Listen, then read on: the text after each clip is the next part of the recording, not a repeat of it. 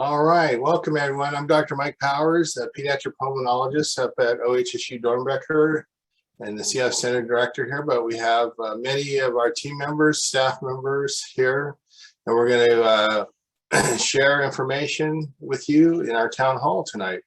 We get the impetus to do a town hall when we feel it's time to connect with our patients and families, and it's an opportunity that we see as building community, connecting with you, having a sense of belonging of our Oregon and Southwest Washington CF community.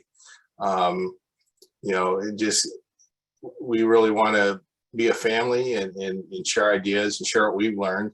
The recent North American Cystic Fibrosis Conference was held about a month ago. It was virtual this year, again, second year in a row.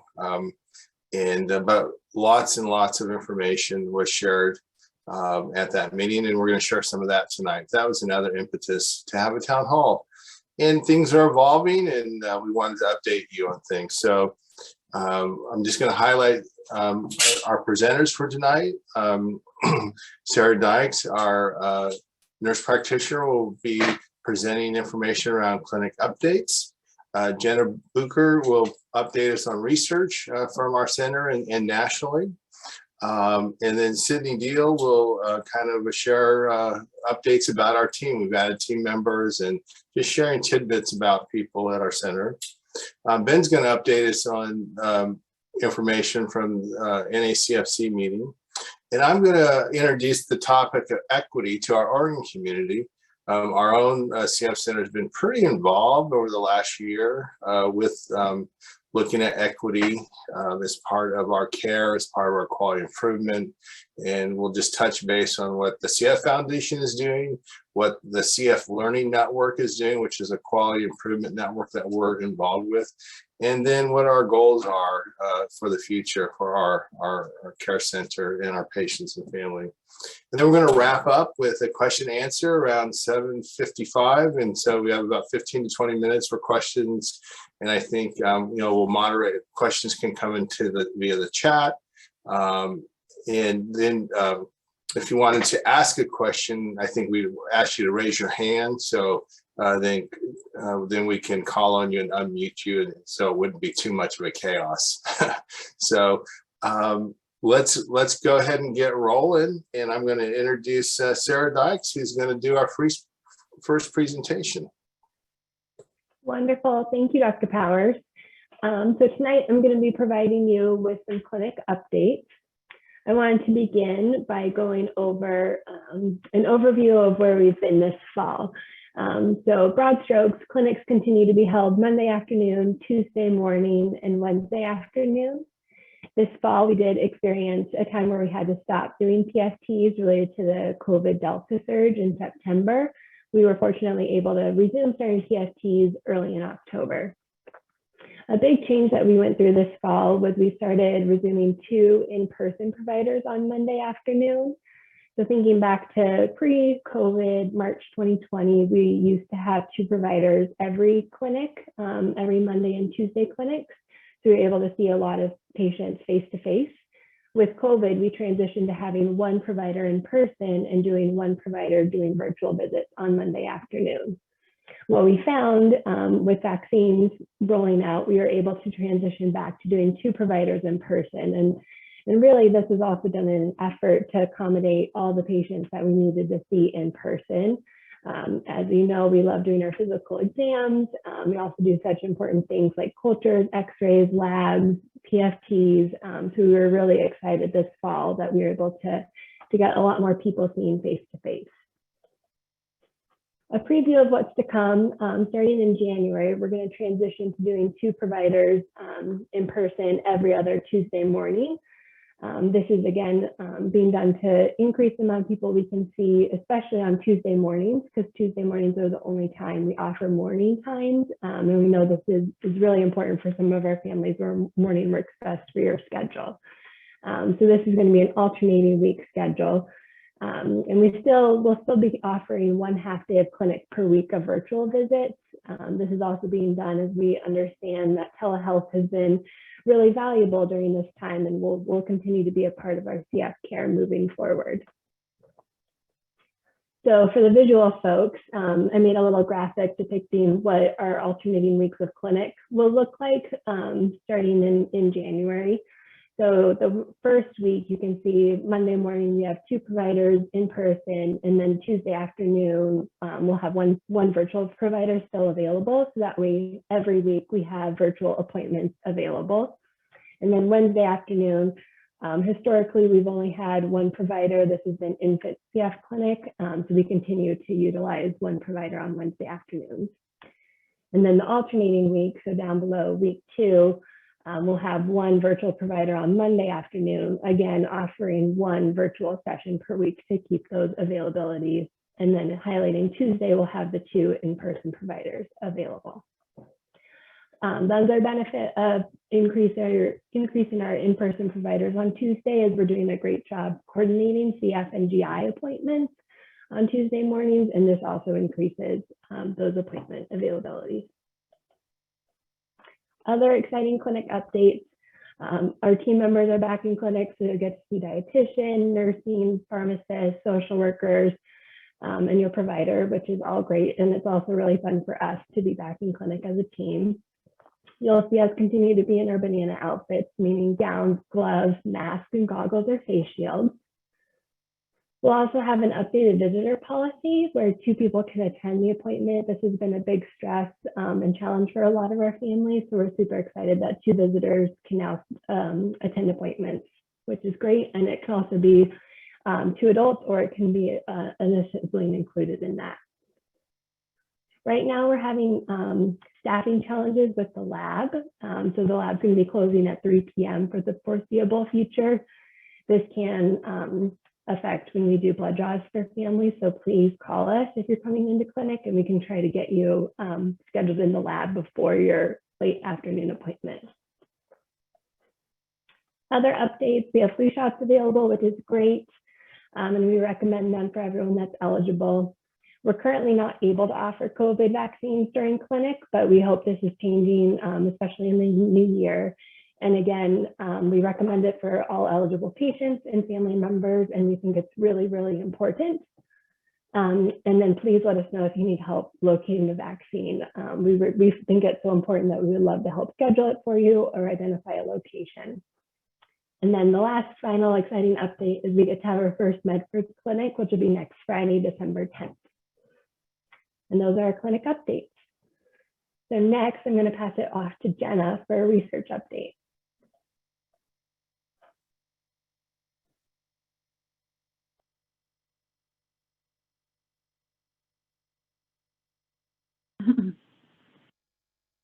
All right, hopefully you guys can see my screens okay. My name is Jenna, and I work on the research team, and these are my colleagues, Brendan and Pierce, who are research coordinators along with me. So I just wanted you all to know that we work on clinical trials for all ages. And so we have a lot of pediatric studies, but we also have a lot of adult studies, and we work with both pediatric and adult CF providers. So here are the doctors that we work with, some familiar faces. And then this is Dr. Trimble. For those of you that don't know, he is an adult pulmonologist on the cystic fibrosis team. Some background about research. So we have 2 main types of trials. One is called an observational trial, and one's called an interventional trial. And observational trials are when participants stay on their treatment regimen as recommended by their doctors, and us researchers collect data and follow them for a certain amount of time and track their health outcomes over time. So in cystic fibrosis observational trials, these are usually sponsored by the Cystic Fibrosis Foundation. And then one really exciting thing was that this year in 2021, our site enrolled 29.35% of our population in observational studies. We placed 6th place out of 90 research centers across the US. And this is a huge improvement over past years. I think in past, we've maybe enrolled 10% of our population into observational studies. And then interventional studies are when we test out new drugs, devices, or a change in the treatment regimen. These can be placebo-controlled, but they're not always. They can be compared to the standard of care. The treatment assignment is usually blinded from both the participant and the research staff, and we perform tests to determine both the efficacy and safety of the study drug or whatever the intervention is. And then here's a list of, not all, but a few of our clinical trials and how they break down. So for observational trials, we have a CHECK study right now where we collect sweat chloride for people who have been on modulators like Trikafta for at least 3 months. We have a Mayflower study in which we follow women who are pregnant with and have CS. And another sub-study of this study is to track how Trikafta affects the pregnant mom and the baby.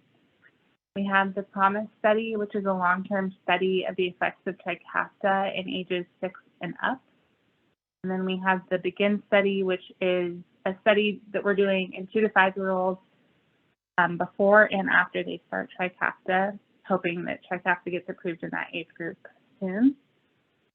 And then for interventional studies, we have a SIMPLIFY study, which is an interesting concept because we're not actually providing drug. What we're doing is we are potentially taking away hypertonic saline or pulmozyme to see what kind of effect that has on someone's health and whether or not eventually we can lessen treatment burden by taking away both or one of those medications. We have a trial called STOP right now where we are treating people's exacerbations. We're seeing how exacerbations are handled if we treat with airway clearance first before antibiotics. We have, and then we have a few Vertex trials. So we're doing a Vertex trial for Trikafta in ages 6 to 11. We're also doing the study in Trikafta for 2 to 5-year-olds. And then we have a new study, and I accidentally made a typo here. It should be VX-121/102-103. So this is a new triple combo, and the drug is called VX-121, and I'll talk about this later. And then another thing that I wanted to show everyone is this clinical trial finder, this website that's provided by the Cystic Fibrosis Foundation. I think it's a really helpful tool. I use it frequently in my work.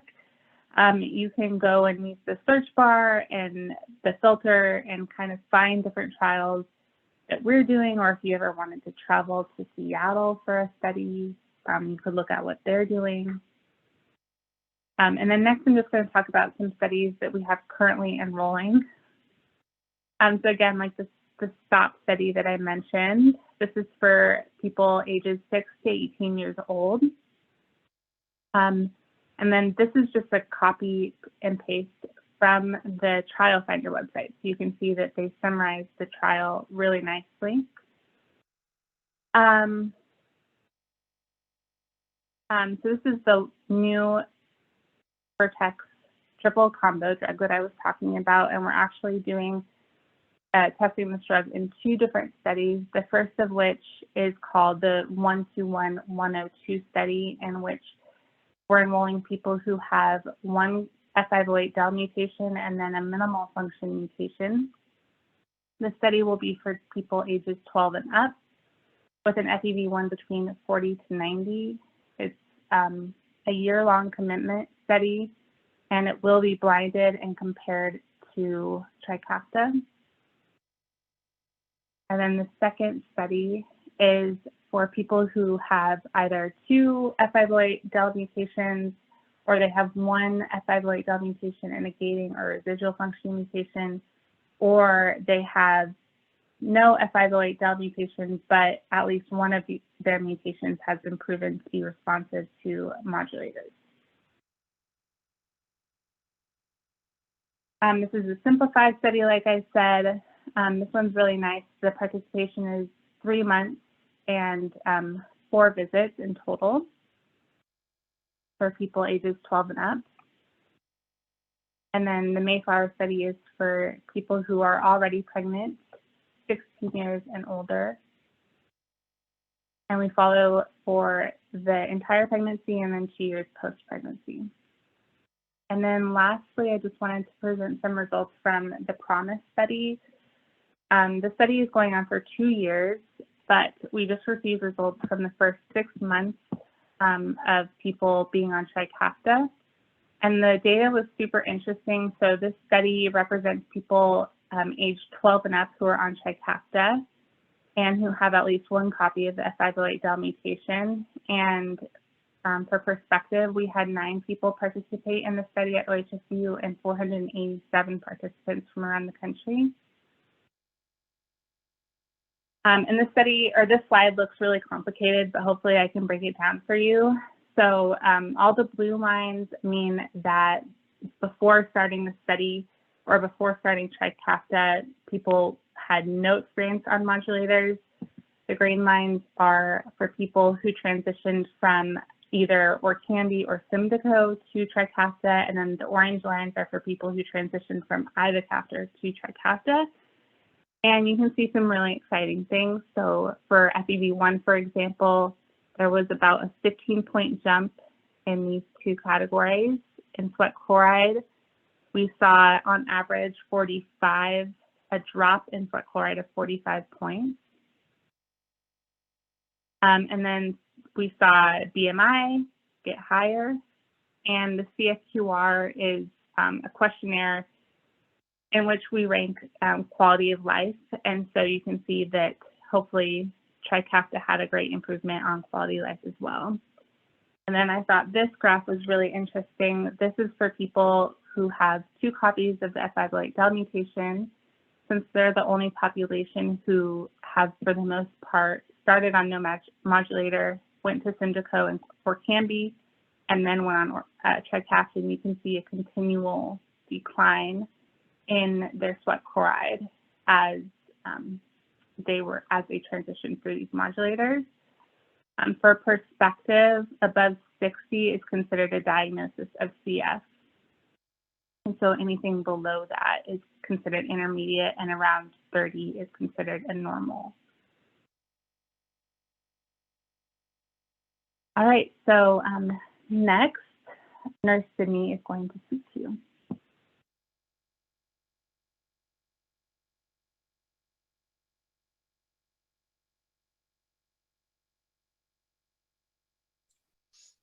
Hi, I'm Sydney. For those of us that haven't met, I'm going to introduce you to the whole team via some pictures that are cute and include their pets. We put an emphasis on pets for you because pets are more exciting than people. So yeah, we just wanted to make sure that everybody knew who's on the team right now. There's been so much shift, and we just feel like a lot of us haven't seen everybody face to face. So our fearless leader, Dr. Powers, I hope everybody knows him. He is our center director. He is a lead singer in a band and our quality improvement leader. He has been at the CF Center for more than 30 years, and away from work, he loves live music, travel, stargazing, craft beer, and he is a lifelong Blazers fan since 1972. Our research team, you just met Jenna, and Brendan has worked at this research center for 7.5 years. He enjoys spending time with his wife, 2 young kids, and 1 old dog. He's usually checking out new parks and playgrounds in the area. Jenna has worked in clinical trials for 8 years and enjoys spending time with her 2 cats, crafting, reading, and traveling. Pierce has worked at OHSU as a research coordinator for 6 years, 3 years with the CF team. He enjoys movies, soccer, and spending time with his family and friends. This is our pulmonary team. You might not have a lot of contact with them, but they're really important to us. And they do, like Danny, for example, covers in the hospital, and our nurses cover for when Ben and I are away. So it's really important that you know who they are too. Dr. Shaw loves anything related to food, talking about food, eating, and cooking. Kelly is one of our nurses. She has been a nurse for 7 years. She enjoys baking, crafting, and being with her 2 kiddos, Clark and Rosie. This photo was taken at my wedding, by the way. I love this photo of you, Kelly. Jessica, our other nurse, has been a nurse in pulmonary for 10 years. She loves spending time with her fiance, 2 busy teenagers, and chocolate lab Finnegan. She enjoys trying new restaurants, cheering on the Ducks, and planning her upcoming wedding. And the newest member to our team is Mia. She's a nurse practitioner, and she joined the pulmonary team earlier this year and enjoys long distance running and sourdough baking. For our dietitians, Megan and Pat, when Megan isn't at work, you can find her hanging out with her toddler, Edith, most likely outside at a park or hiking. She loves a hoppy IPA and pineapple topped pizza. Along with her daughter, Megan has 2 cats and a husband at home. And Pat Rose has been working at Doernbecher in the CF Center for 30 years. She adopted her sweet dog, Brody, in January. She likes walking and hiking with Brody and her husband and loves all things food and wine. In her free time, she gardens, cooks, bakes, and tastes wine. Some of our providers featured here, Sarah. She loves going on hikes and running and spending time at the beach with her husband and their English Springer Spaniel puppy named Paige. Dr. Stone enjoys spending time with her family and exploring the beauty of Oregon. And this wonderful selfie from Dr. McDonald with Willow, the tuxedo cat, was rescued from the cat adoption team. These are some people you might not know as well. We lost one of our medical assistants, Maybell, recently, went off to nursing school, but we have Maria here with us on the left. She started at the team in 2019. She is a foodie and loves all new foods. Wings are her go-to dish. She also enjoys hiking, reading, painting with acrylics, and photography. And we got 2 new schedulers in the last couple of months. They started at the same time, looks like 4 months ago. Lavender enjoys hiking, dancing, and a good cup of tea. And Chelsea, she likes warm beaches and taking photos with her 35mm point and shoot camera. So hopefully you guys interact with them. Corey, our pharmacist, has worked at the CF Center for 9 years. She works with pediatrics and adults, and she has 2 young rowdy boys. She enjoys crafting, playing soccer, and coaching her son's soccer team. And Carly, she is the supervisor of the respiratory therapists. The beach is her happy place, and her dog Oscar can barely contain himself. For our social workers, we have Stacy and Zoe. Stacy joined our team recently this year. In her free time, she enjoys baking, playing piano, all things sci-fi, live music, and road trips. And her cats, Monk and Leona. And she wants to hear about your pets too, as do I. Zoe has been with us for 3 years. In her free time, you can find her in the stands of the cold ice arena watching her kids play hockey. She also enjoys eating and traveling. This is her 10-year-old fur baby, Rio. Everybody thinks he's a puppy because he is a runt and super crazy. And your 2 nurses, me, Sydney, I've been here for 1.5 years. I love working here, and I also love picking up extra at the vaccine clinics. I got married this summer, and I have a fur baby named Margot, which I take everywhere, as evidenced by her being right here in my lap. And we have Ben, who's been here for 18 long years. He loves to spend time with his wife, Amy, and their beloved Hazel, and has more hobbies than sense. Photography, music, carpentry, world travel, bicycling, urban walks, restaurants, hiking, and a really good craft beer. And a special big shout out to Wendy. Wendy Palmrose is our medical social worker. She joined the team in 1988, and she is retiring this year. She has been with us for over 30 years. She is our medical social worker that's devoted to assisting and supporting people with CF and their families for over 3 decades. She is fantastic. She is a practicing astrologer, enjoys creating art, rhythm skating, growing flowers, and traveling during the good times. So please send some love to Wendy if you know her, and you're going to miss her because I know we are. And that's all. Thank you for listening. Thanks, Sydney. To Ben. Yeah, actually, I think, well, 2 things to say. One, you may have noticed a picture of Lavender, our scheduler, hiking, but she's away from the camera. It's COVID times. I've never seen her face. I have no idea what she looks like. She's never been on a meeting with her camera, which is funny. So, just want to reiterate, we have a great team here, and we just want to kind of share a little bit of our life with you, and hope you feel like we're here for you, and it's a big happy family. I'm going to talk about the CF conference we went this year. We are like flying through on time, so I'm going to slow down here. I'm going to try to get my slides up though real quick.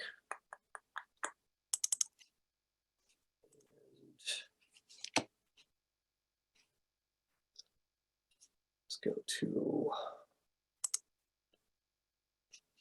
can we all see it okay? Okay. So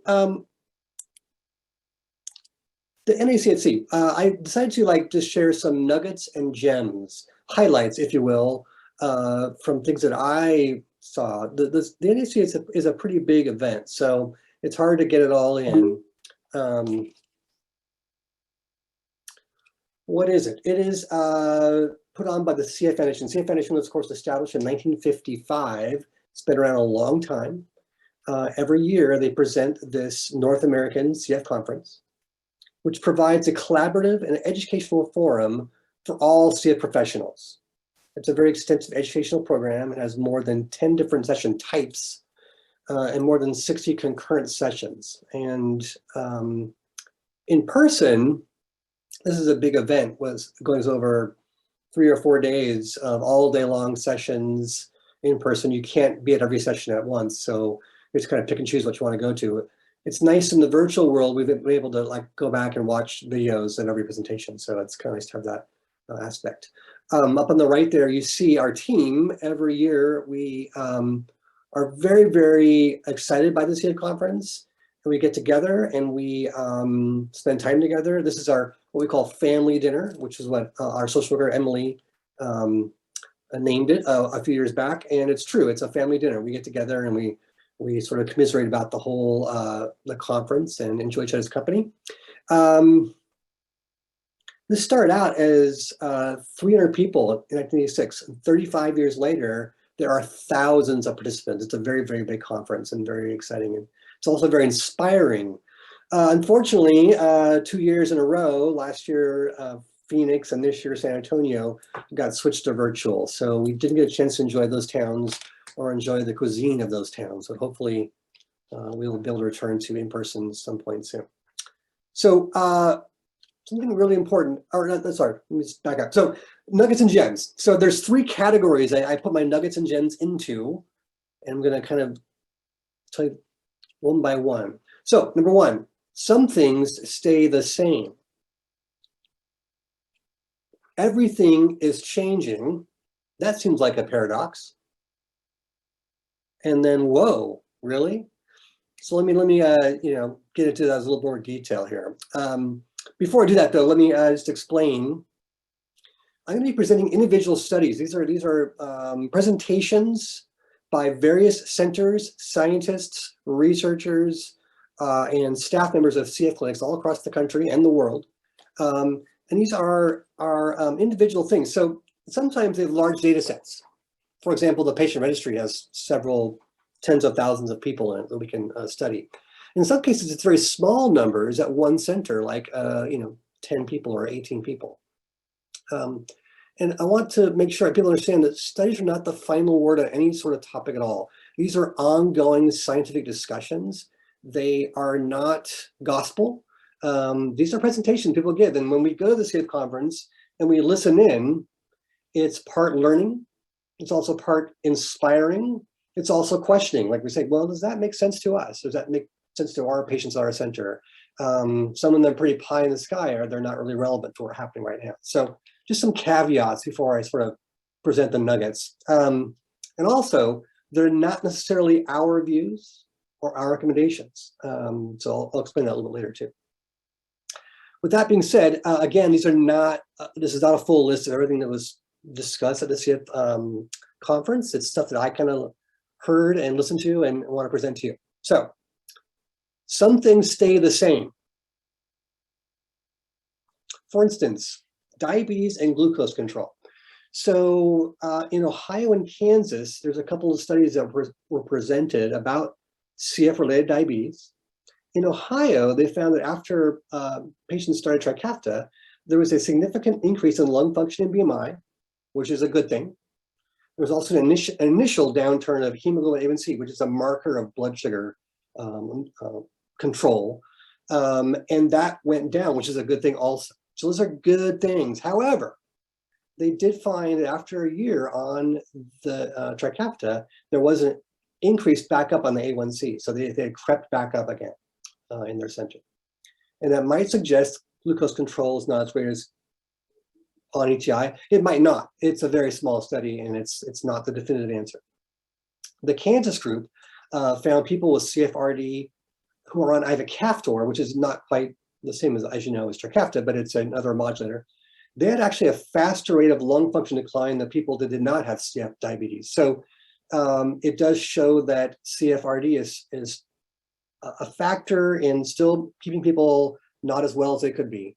There was a 3% difference, which is pretty significant if you think about 3% of lung function every year. If you lost that amount, 10 years later, you've lost 30%. So it's important to know that there's still areas of work in glucose control and CF-related diabetes.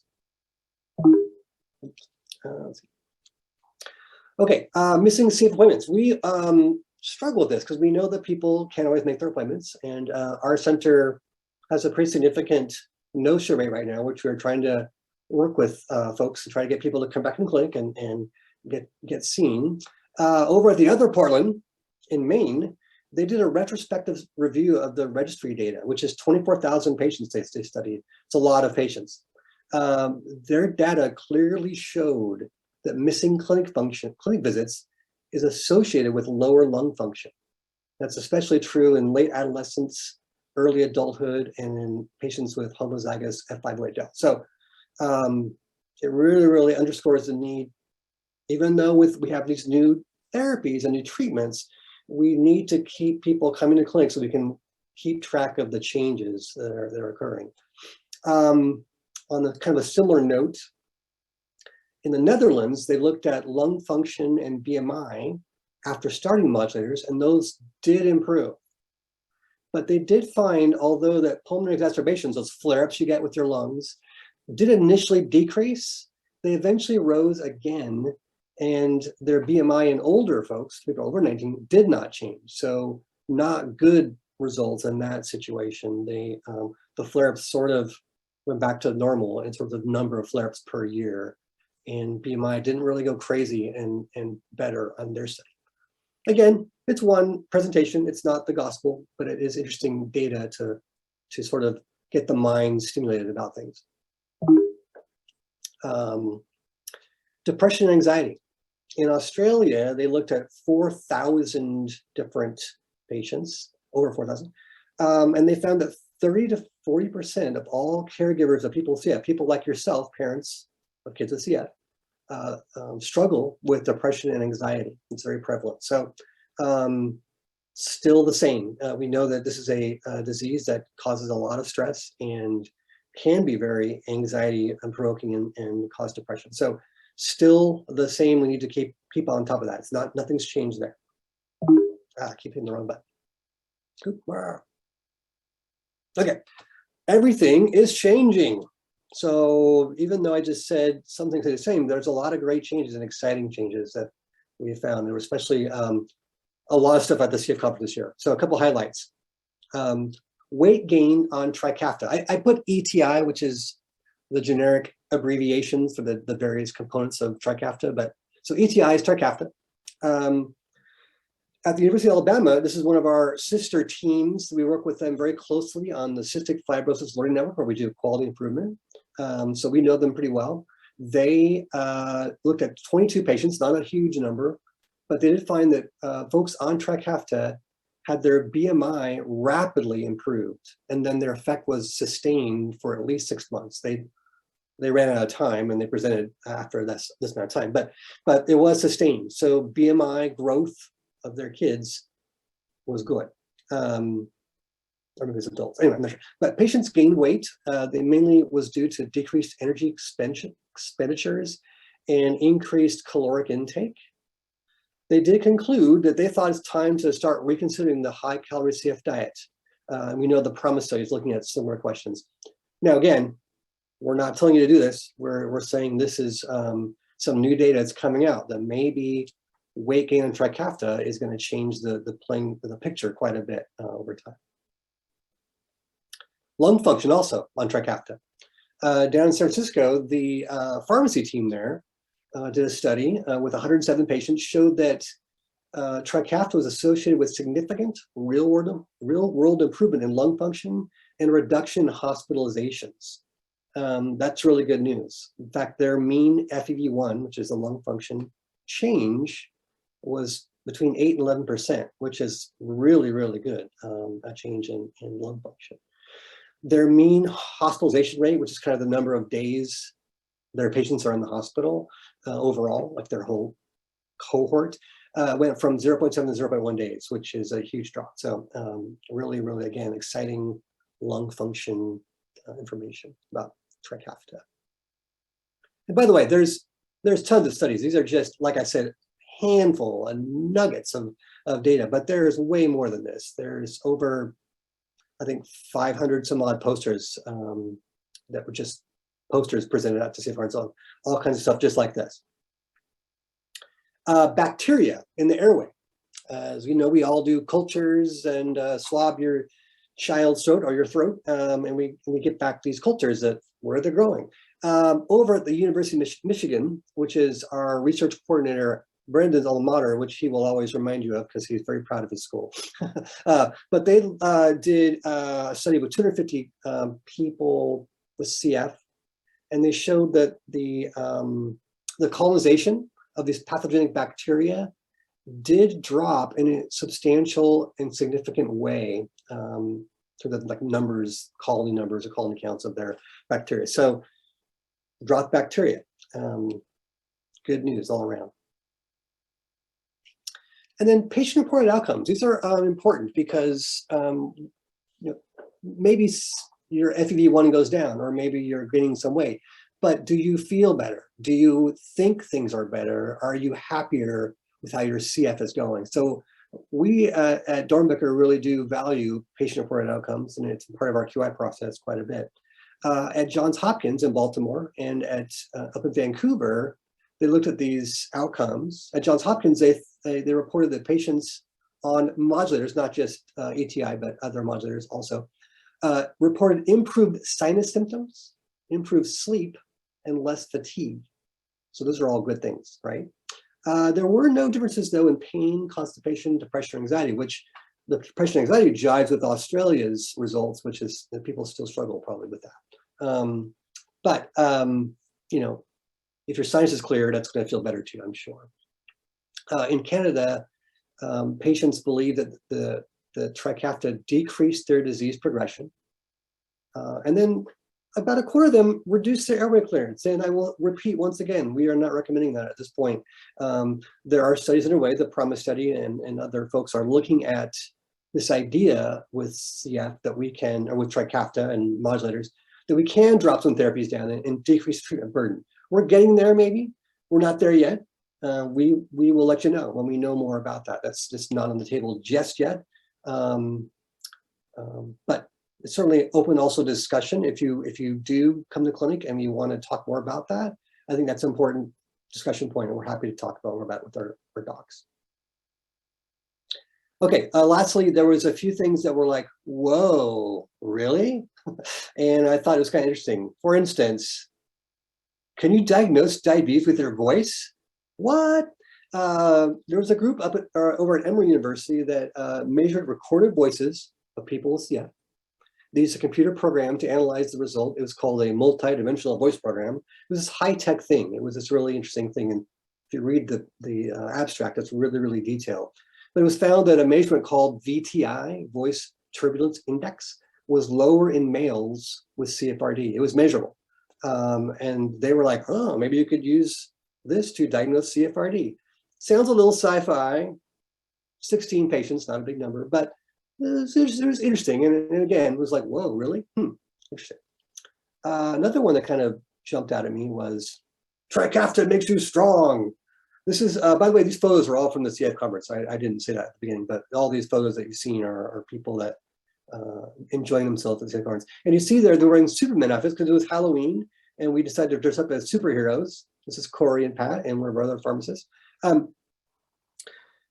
But this Johns Hopkins group, it was a physical therapy group, they determined that persons on Trikafta had increased strength. Now, granted, it was hand grip strength when they measured it, and their conclusion was it was likely from better exercise habits because they felt better on Trikafta.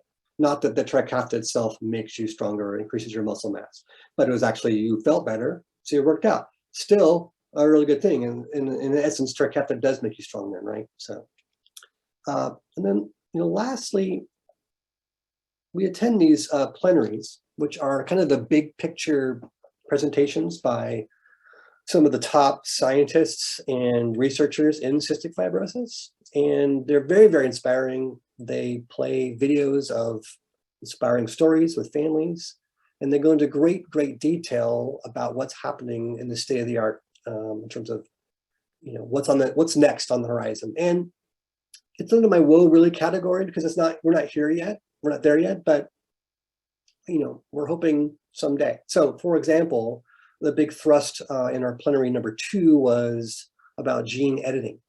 Can we cure CF? And gene editing is technology that gives scientists the ability to change DNA. And as we all know, CF is a genetic disease. It arises from a defect in the DNA or in the gene. And so by adding material, removing material, altering material at particular locations in the gene, perhaps things can be changed permanently or semi-permanently. It's very complicated. This is something we've known for a while. The technology has been thought of for dozens of years. We're getting closer to it, but for example, in CF, there's thousands of mutations. You cannot repair each one individually. It's not possible to have a tool that targets every last mutation. The presentation by this scientist was talking about new high-tech tools needed, like what are called super exons. We need novel ways of delivering this material to the lungs using the right vector. And Dr. Jed Mahoney put it this way: you have to put the CFTR back in the right place. You can't just put the genes in the airways. You can't just breathe in a gene and expect it to work. It's got to be put into the right place in the airway. The usual suspect that people target with gene therapy is what are called secretory cells. These are cells that line the airways. They secrete the mucus. In normal function, they're the most abundant in CFTR expression, meaning they have most of the protein. So they sort of get targeted because they're like the fish that are sticking out of the water, jumping out of the water, whatever. So, but targeting those therapies or those cells are still the issue of needing to repeat dosing for life, basically. You would have a therapy that you would take every so often in a periodic fashion all of your life, like a Trikafta pill or whatever. It would still be a transformative experience. It would alter the DNA to such a point that it could be considered a quote unquote cure, or at least a functional cure. But what if you targeted a different cell, a better cell? And this is what Dr. Mahoney was talking about in his presentation, which is looking at these basal stem cells in the airways. It would be more of a durable long-term solution. And could it lead to a one-time treatment? I mean, this is like, it gives you goosebumps thinking about the possibility. It's way still in the future, but it is the holy grail. If you could fix CF with one treatment, or minimal treatments at least, you would go a long way to stopping this disease. So this is why we come back excited from the CF conference, because we start talking about it, and even though it's not always all there, it gets us really juiced and going, and gets us excited to keep taking care of everyone with CF. So I really hope that people stay inspired like we are, and stay hopeful that the future is going to be much, much better than it has been. So thank you. These are some pictures of me presenting at the conference, which I hate. It's very hard to do in front of like hundreds of people and talk about stuff. And so I get very nervous, but I did it, and it went well. So thank you. So I'm gonna turn over to Dr. Mike Powers, and we will let him talk a little about, oh, I forgot what I was talking about. How about, go Equity. on. That's right, equity, yes, thank you. All right, thanks everyone. Thanks for the highlights from NACFC, Ben. Really appreciate it. I'm going to share my screen now, some slides. There we go. All right. I'm going to assume you can see that. What I'm going to do is kind of share a little bit of the journey from our center as well as the CF Foundation.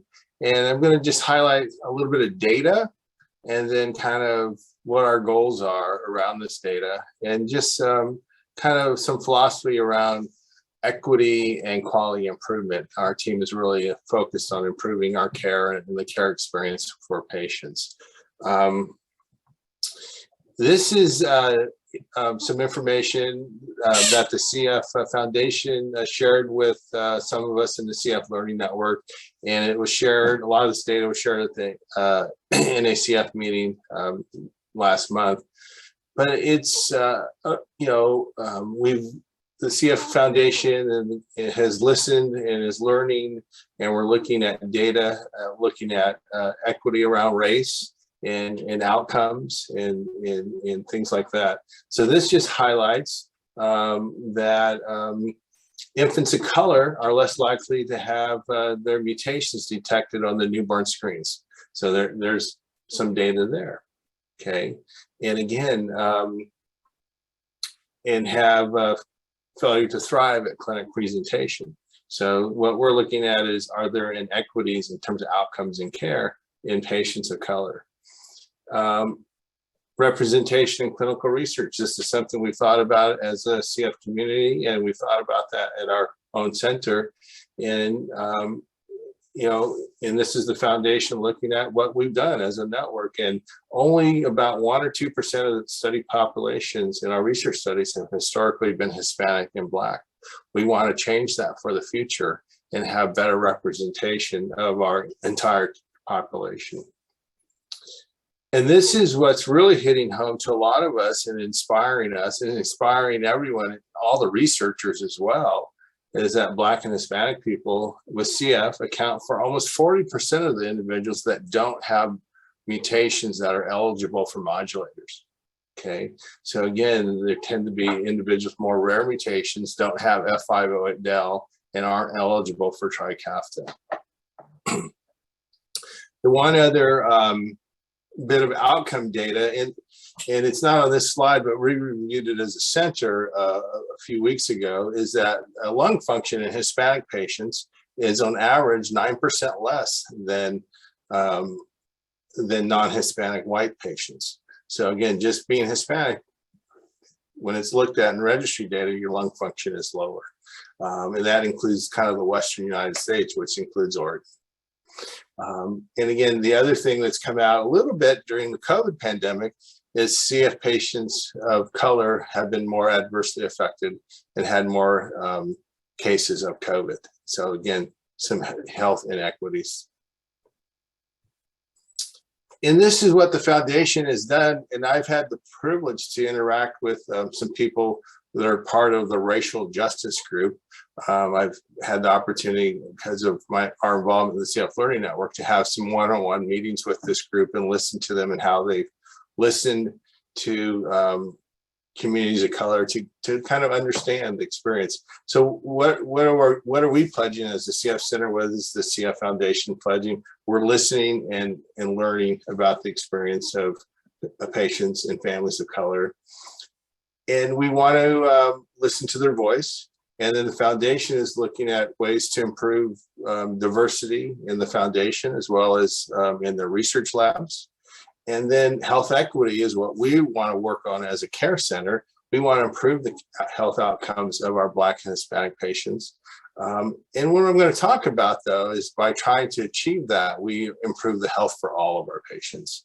So this is, we want to raise, all boats are going to rise by improving outcomes for our patients.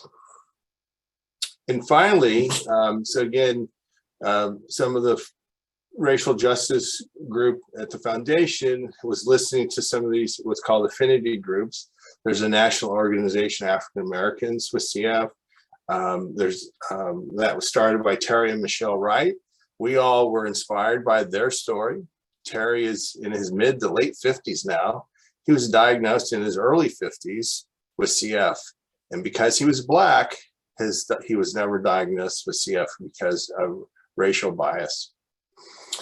He's been very inspiring, and he's engaging our community in providing a new voice.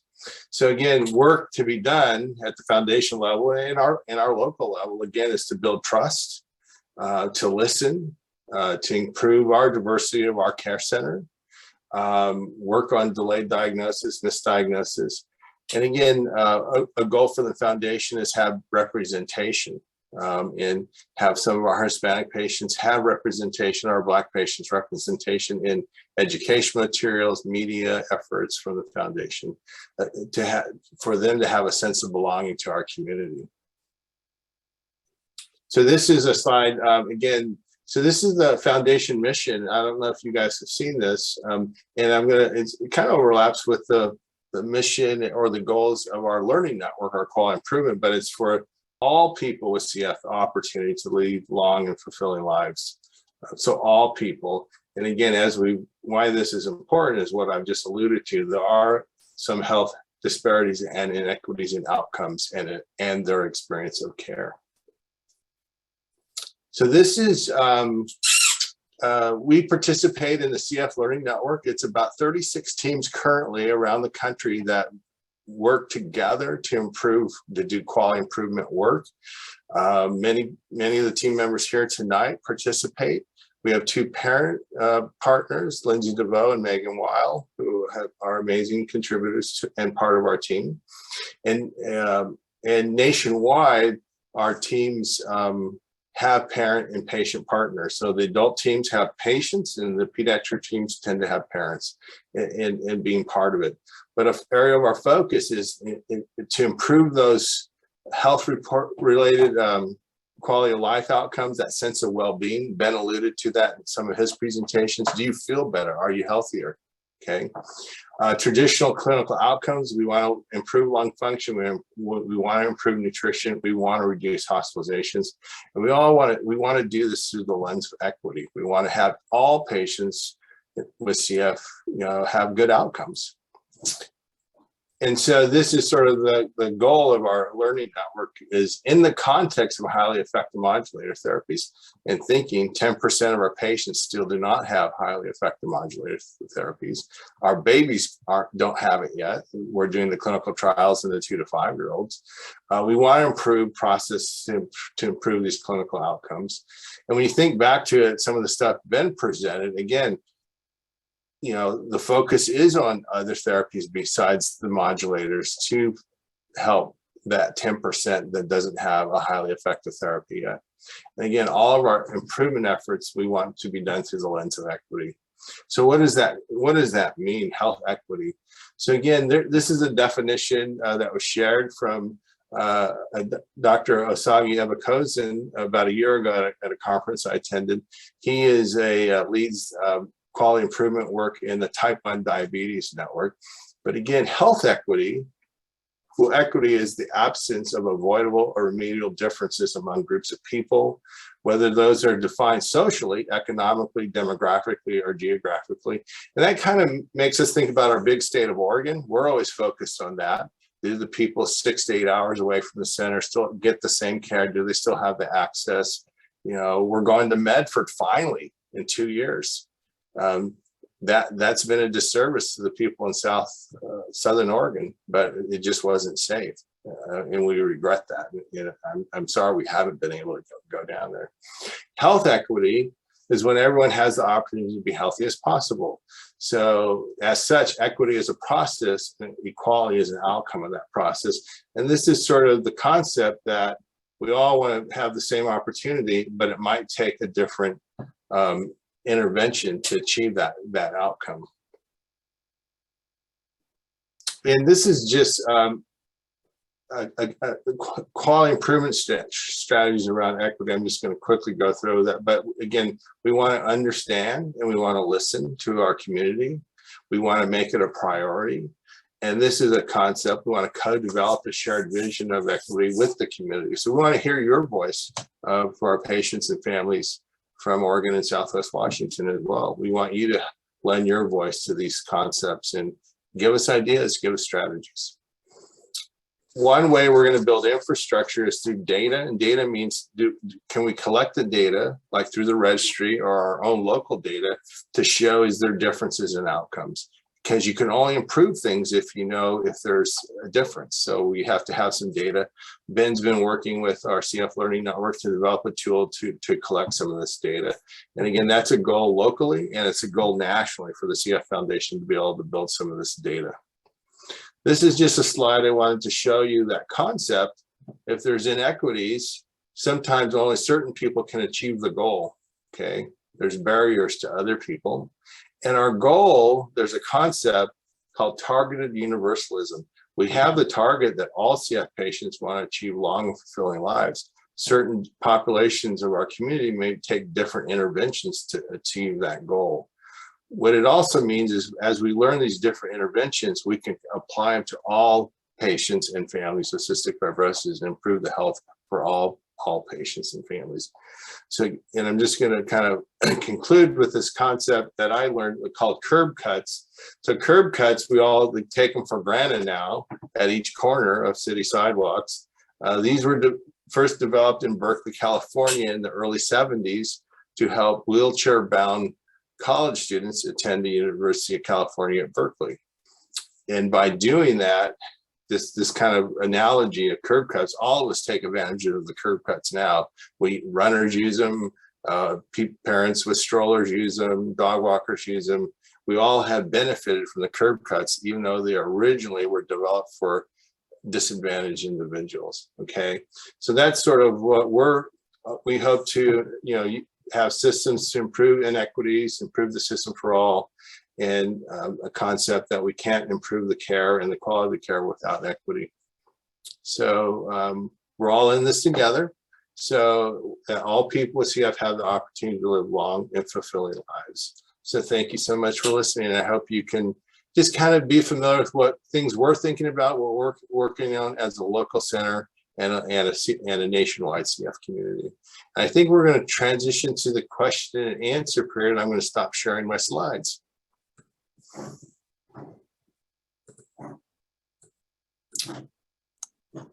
So I wrote down a few questions that I saw.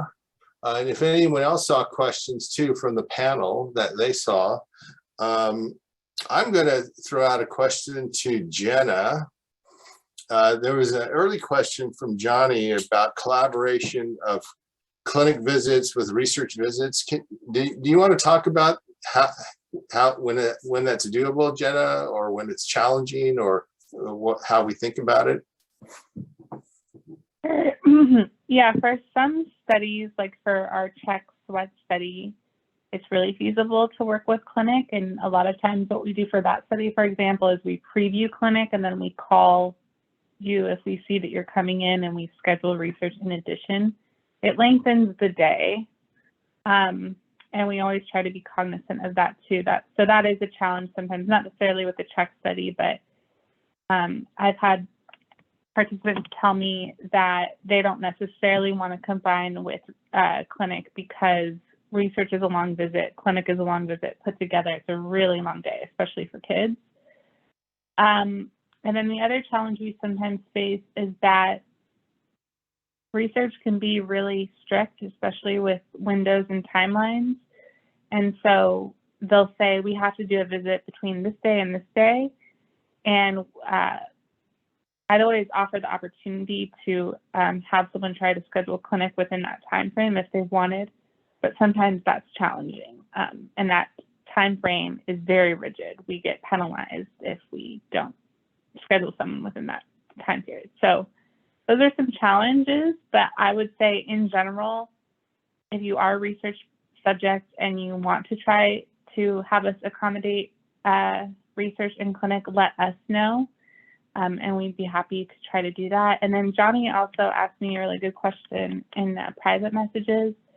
She asked if we offer travel, or what we do for people who live a distance away from Portland, where our center is. And I think there's still improvements to be made, but I will say that a lot of cities offer mileage reimbursement for depending on how far you travel. And then some cities even offer hotel stays and meals. But we're still working on trying to find better ways to help bring subjects to our site for research to help it make be more equitable, like Mike said. Dr. Powers. Thanks, Jenna. That was perfect. It's nuanced, and but it brings up the concept of personalized care and personalized research care, and that's kind of an evolving concept with the modulators. Is that everyone reacts a little different to them. Everyone benefits a little different from them, and we have a sense we'll have new guidelines in kind of all of our approaches over the next 2 to 3 years. In that, you know, maybe not everyone does this treatment when you turn 6. Maybe not everyone does this treatment when you're 12. You know, or you know, it'll become more individualized versus kind of specific population guidelines. I guess is what I'm trying to ask. I did want to ask if is Zoe, and I know they didn't present tonight, is Zoe or Stacy on? Would they be willing to share how we support families and patients that have anxiety and depression? Let's see here. I think Stacy's here to put her on the spot. Oh, I see Zoe as well. Oh, is she? Oh, I didn't see it. Okay, sorry. Oh, yeah. Can you guys unmute yourself if you want? Just kind of share the great job that you guys do and how we do it. Hi, we are eating dinner and I have my kids here, so I'm sorry if there's noise in the background. But yes, Stacy and I are definitely here to support if there's any anxiety and depression or mental health concerns in general.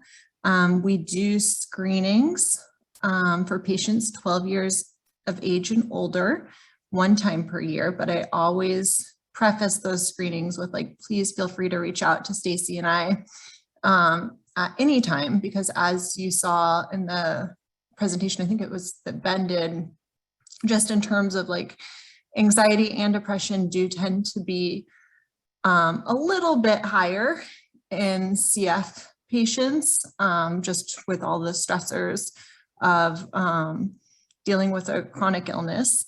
And so we are definitely cognizant of that and want to support families with that. And so definitely reach out to us. We are connected with some different counseling options in the Portland metro area. And then we are also getting great at finding resources in different parts of the state. So definitely, and then we have ideas about other things in terms of if you feel like you aren't sure if your insurance will support you seeing a therapist, or maybe a therapist isn't the right option for you. Maybe you don't want something so formal, but there are concerns. We definitely would love to support you with that. Were there any like specific questions or? I think just in general, and I think what comes to mind is that, you know, our social workers are connected to a national network of social workers. They're also engaged with a kind of a national anxiety and depression working group. So we are learning from other centers learn from each other, social workers learn from each other about how best to provide this kind of support. You know, so the foundation has really supported this effort to support our patients and family through networking and collaboration and trying to do research around this topic as well. And I also think it's important too, like something we also do in clinic is just try to normalize conversations about mental health, just because everybody has mental health. And so it's important that we're talking about it. And then definitely with all of the pandemic stuff, we've definitely seen an increase in anxiety there. So just so many changes and unpredictability. So yes, we are connected on the national level, and these are the conversations that we're talking about. We all have anxiety. I woke up this morning at 4.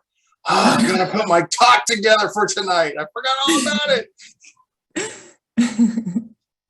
And I'm not kidding. So I put it together at 8 o'clock this morning when I got to work right away. There's a question about COVID outcomes in CF. Does anyone want to take that on? I can do it.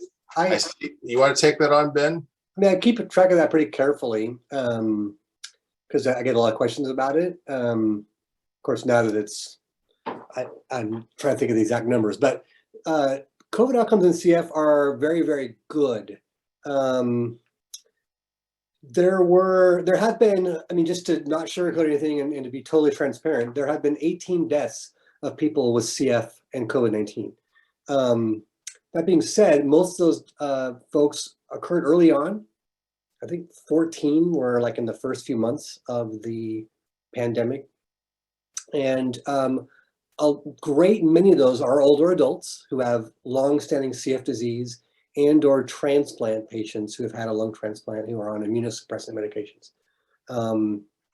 The hospitalization rate and the mortality rate for kids is extraordinarily low. I don't think there's any kids that have actually passed, but there may be new information I don't know. But the most recent stuff I remember looking at was there's really no horrible outcomes for young kids with CF and COVID-19. So, you know, there's certainly been hospitalizations and certainly an impact on all of us, but I think, you know, CF has generally been somewhat well tolerated in our CF population, at least as far as kids go. I don't know if Dr. Trimble can speak to our adult side or not, but it's not as bleak as we were fearing when COVID first appeared on the scene. You want to share some info, Aaron? Yeah, sure. Absolutely. I'd echo everything Ben just said. At the local level, we've had, I think, maybe a dozen to 20 or so adults with CF who've tested positive for COVID. I think we've had one hospitalization that kind of was a pulmonary exacerbation that seemed to likely be related to COVID. But we've had no mortality at our center. And no severe COVID, no ICU stays, no one on a ventilator as a result of COVID. Thanks, Aaron. And again, we're all just so thankful that our patient population has been relatively spared severe outcomes. Our community does a great job of infection control and protecting their kids. We highly recommend everyone get the vaccine. All parents, all care providers, all patients. You know, and we hope it's going to be approved for young kids, you know, soon as well. But yeah, the Doernbecher vaccine clinic has been really a hit. It's been a great environment for children to get vaccinated. I talked to one CF mom this weekend. She's bringing up her daughter plus 2 siblings. So that was awesome. And our local nurse Sydney is one of the main vaccinators at the CF or at the COVID vaccine clinic. Sorry, Dr. Trimble, go ahead. Yeah, no. One thing to plug to say, if you or a child does test positive for COVID, please call the clinic right away. That's really important. They're often forgot of. There are, depending on age and things like that, there are treatments that would be potentially, depending on timing of symptom onset and the like, treatments available with monoclonal antibody infusions. We've done that for a number of our patients who tested positive for COVID that may be indicated. So it looks like we have Teresa has her hand up. If it's okay with everyone, I'm going to try and get her to unmute to ask her question. Are 16-year-olds okay to get the booster? What age? Unfortunately, 16 is not eligible yet. It's still 18 and older per the CDC and the FDA. So OHSU is following those guidelines. There might be places out there that are doing it off-label, but we are not, unfortunately. We're hoping that changes really soon because we know there's a lot of people with CF who are 12 to 17 who have had more than 6 months since their second dose. So it's something we're watching really closely, and we'll probably send out some information when it does change. And hopefully that's really soon. Yeah, Pfizer has applied for approval for 16 and 17-year-olds, so hopefully it'll get approved soon.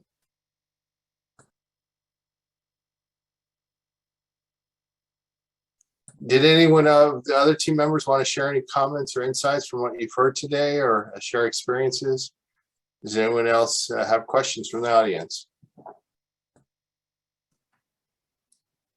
So this is Christy from the CF Foundation, and if anyone else has other questions, please feel free to jump in. But Dr. Powers, when you were talking about the inequity, one thing I keep thinking about is that the diagnosis is later. And I think for your team, people aren't making it into your hands until they've already received a diagnosis. So is there any thoughts of like how to get that diagnosis earlier, whether I know the newborn screening doesn't test for all the mutations, so that could be one route, or, you know, if it's pediatricians need better training, or kind of how to get them to you guys sooner? That's a great question. We are involved before they're diagnosed. So Ben and I get an email from the state of Oregon whenever there's a positive screening test. So they're not diagnosed, but they have a positive screening test. And then we help with the evaluation and help guide the workup. So the two areas that you kind of touched on, Christy, of inequities are the actual part of the newborn screen is potentially doing some gene testing. And historically, Oregon has had a very limited panel of mutation numbers. And so they're probably missing rare mutations potentially, and then that might delay diagnosis. So that's one inequity. This last fall, we had a quality improvement meeting with all the newborn screening programs from around the country. And they came up with some really great new guidelines that I'm going to start working with the state of Oregon to change how we do the screening to try and really expand our genetic panel. And they've heard it from me directly that's inequitable what they're doing right now. So the goal is to expand that panel. The other inequity is, you mentioned, is education. So we have to, we have learned as a CF community that CF is not a white disease. It is multiracial disease. The original description of CF describes a Black patient and a Hispanic patient as part of the initial diagnoses from 1938. So, but historically, medical providers have been taught it's a white disease. I have multiple Hispanic patients that have had delayed diagnosis, and it's been harmful because people did not understand that Hispanic patients can get CF. We diagnosed a young woman about 2 years ago who was visiting Oregon. She was 18 years old, and she had not been diagnosed with CF. She had severe lung disease. So she was harmed by not being diagnosed as a young child. Because people didn't think about it because she was Hispanic. So we need to educate the general medical community. So that starts in medical school. That starts in, that starts, in residencies for all the people in residencies that it's, communities of color are affected by this disease, and you cannot have bias against it. Yeah, I mean, it's really, so I think it's hoping we can change things. And again, we're going to bring, my goal for the genetic testing is that we're going to work with some of the leaders of the quality improvement around newborn screen and bring them into the state of Oregon and kind of help convince Oregon that we need to improve what we're doing. And part of our mission as a educational institution, and the pediatric team training pediatric residents that are going to be general pediatricians, especially here in Oregon and beyond, and on our part on the adult side, and we have training of pulmonologists. We train adult pulmonologists, and it's really important, I think, especially in the adult side, to think as people of color are more likely to have slightly more mild mutations, not to say that they'll have more mild disease, but are likely to manifest later in life. They're more likely to survive childhood without treatment and then make it to adulthood, but still early diagnosis is key. So we have the opportunity, and that's a big part of what I teach my residents and fellows who work with me, is that CF should be thought of in anyone who has symptoms that may even remotely be consistent with CF. If anyone, can track down online Terry, this gentleman that Dr. Powers alluded to in his talk, his videos and things with the CF Foundation they bring me to tears. His story is extremely powerful about how equity impacts the diagnosis of CF. So it's really, really powerful stuff. And I really encourage anyone to seek it out to really, really get a better feel for that situation. So. Yeah, I included in the chat. This happened last month at our center. A woman in her 30s who was not born in this country, but had lived here for many years, had been treated by a pulmonologist for bronchiectasis and Pseudomonas infection that, if she were white, the very first thing that any pulmonologist would have done is tested her for CF.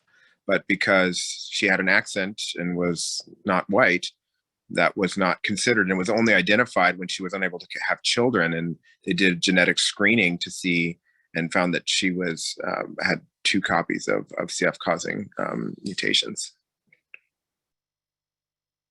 So hopefully, our goal is to provide equitable care and experience and those great outcomes for all.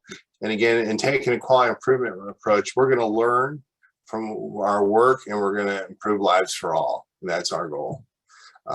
So it looks like we're about 2 minutes past time. I think thank you for attending tonight. Thank you for all the presenters. Thanks for our guests, Aaron Tremble, crashing the party. And thanks again, everyone that gave a talk tonight. I really appreciate your engagement, and we love you guys. Take care and have a good holiday season.